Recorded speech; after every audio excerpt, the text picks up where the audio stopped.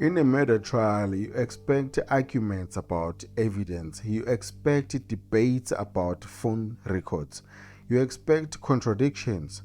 But what if the contradiction was never spoken?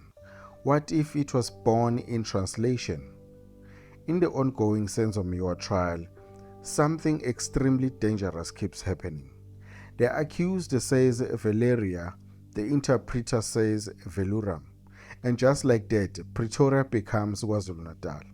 Vakakoti ngicelile ngoba naka amathawa allowed amathawa la King Food yaseverele ngayitshela ngicela ungibonise ukuphuma kwami nokungena kwami kwaseverele awuzange ungikhombise lapha khona ukuze ngizovumelana nalamathawa. And now looking at these towers that you had mentioned, the Queenswood towers in Verulam, I had initially requested that you show when I was in Verulam and also out of Verulam, so that I can be able to confirm or answer to this calls that you have just placed on record.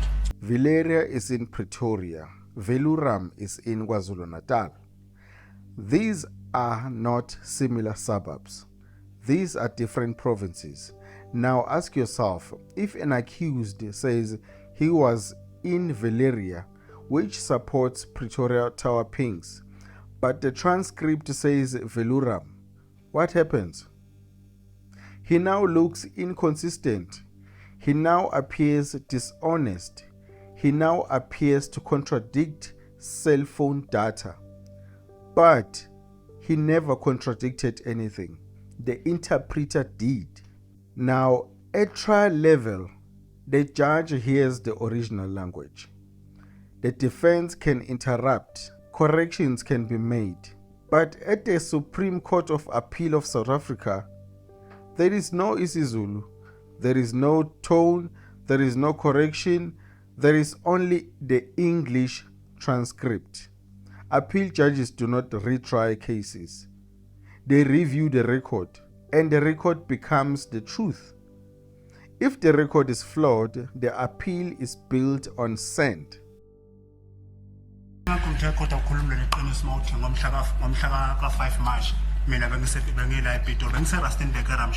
That is why I am saying you are not telling the court the truth, because on that date, the 5th of March, I was in Pretoria at Ramshan. In this case, location is everything. Phone tower evidence, Queenswood mention, Pretoria detention, Rustenburg prison, movements between provinces. The state argues consistency. The defense argues timeline contradictions. Now imagine an interpreter error injecting a false location. Suddenly an alibi weakens, timelines are shifting, and credibility findings influenced. And credibility findings are extremely hard to overturn on appeal. Appellate courts are reluctant to interfere with trial court credibility findings. So if a credibility issue was born in translation, the damage is permanent. Section 35 guarantees the right to a fair trial, the right to understand proceedings, the right to interpretation. But interpretation is not decoration, it is structural.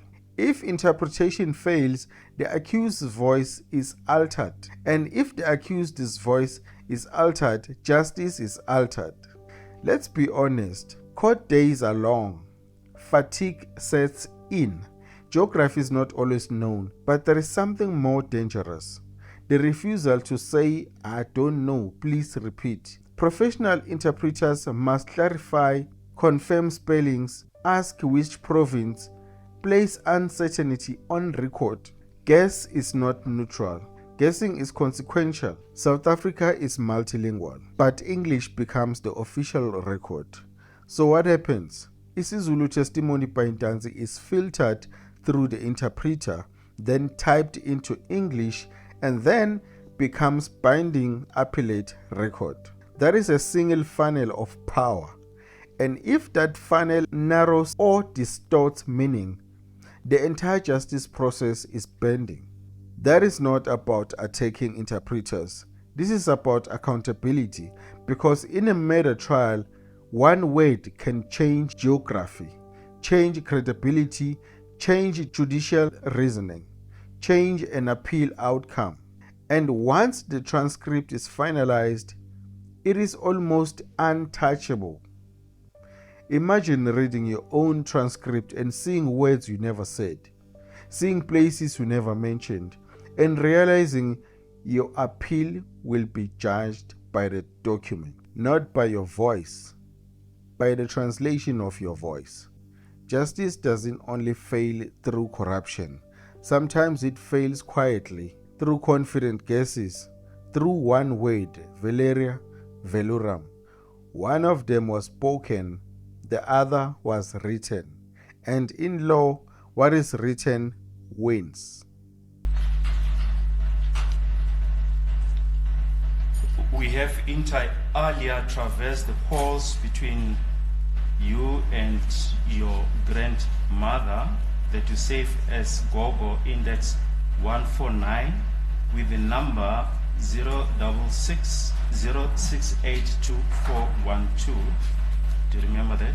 Uyakhumbula ke sike sathi ubamba futhi ke ngemalana ke nama calls ke phakathi ke gogogo ugogo wakho ke une number le 0660682412 sike sakhuluma ngakho lokho. Yebo. Yes. We traverse calls amounting to 33 calls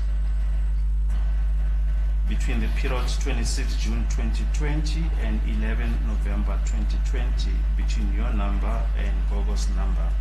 Futhi ke sachaza futhi abeka ukuthi ke sathola yonke ngamakhola ngaba 33 wonke mawahlangene kusukela inkathini ke u26 June ngo2020 kuze kube 11 November ngo2020 okwamakhola ke phakathi kwakho ke naye ugogo. Not phakathi kwami. Ngiyangaba ukuthi phakathi kwami. Not between myself. Ngoba mina ifoni ngihlona na ngoJune 16 mangiboshwa. Because the last time I had the phone was on the 16th of June. Yes, we're saying between Gogo's number and your number. Osithi ke ngaphakathi kwenombolo kagogo nenombolo yakho. Yebo ngiyakuzwa. Yes, I can hear you.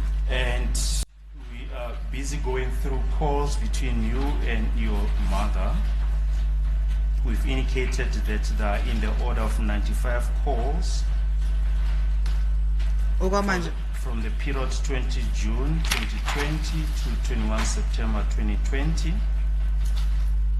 The number, your mother's number is 079069666750 and your number 06090168890. We traversing the calls between your number and your mother's number. futhi ke sikhuluma ke ngama calls ke wangaphakathi kwenombolo yakho le evela ku 0790696750 nenombolo kama wakho ke u0609016890 wonke mawahlangene ngaba 95 sukela ngenkathi ke u20 June 2020 no 21 September 2020.